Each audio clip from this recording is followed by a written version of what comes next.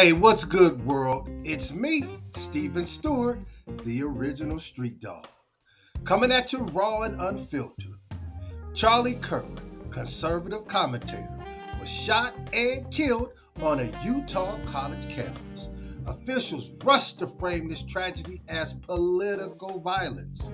Flags dropped to half-staff, speeches poured out, and the narrative was clear. His death was an attack on democracy itself. But here's the question, fam.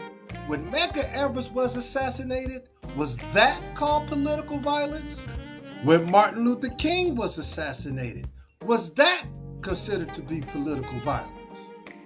When Malcolm X was gunned down, did they lower flags in his honor? Or just another tragedy in a long line of black deaths? Let's break it down, family. The label political violence is powerful. It turns one person's death into a national moment, a rallying cry, a story of sacrifice. But in America, who gets that label and who doesn't says something about the status quo. White supremacy has been the backbone of this country since Europeans came to these shores. They came politically with treaties, constitutions, and systems. They came violently with guns, chains, and genocide. That's how the land was taken. That's how power was built. That's the status quo. Now look back. Tulsa, Oklahoma, 1921. Black Wall Street burnt to ashes, hundreds of lives lost, a thriving black community destroyed.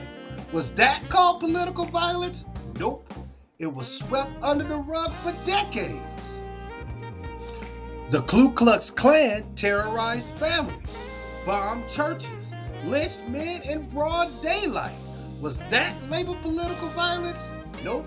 They called it racial tension, unrest, anything but what it was. When a prominent white conservative dies, it's instantly framed as political violence, a threat to democracy.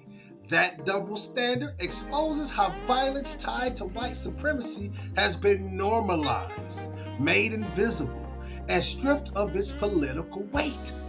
Here's the truth. The assassinations of Medgar Evers, Malcolm X, and Dr. King were political violence, clear as day. They were attempts to silence leaders who challenged the system. They were direct attacks on movements for justice. And yet, this country has never honored them with the same urgency, the same framing, and the same recognition given to men like Kirk.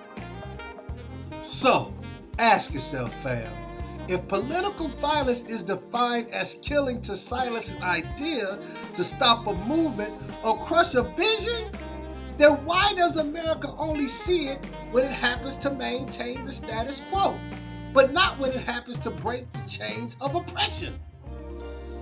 This is Street Dawg Worldwide, and I'm putting it back in your hands. What do you call it when the system turns a blind eye to black blood spilt in the struggle for freedom? What do you call it when white supremacy's violence is treated as natural, inevitable, not political? Drop your thoughts, drop your truth. Because until we name the violence for what it really is, America will keep writing history in half-truths, and the status quo will keep standing tall on foundations built with blood. Street Dawg signing out. And don't forget, at Street Dawg Worldwide, we live, love, laugh, listen, and learn, and take things one bark, one bite, and one bone at a time. God bless y'all.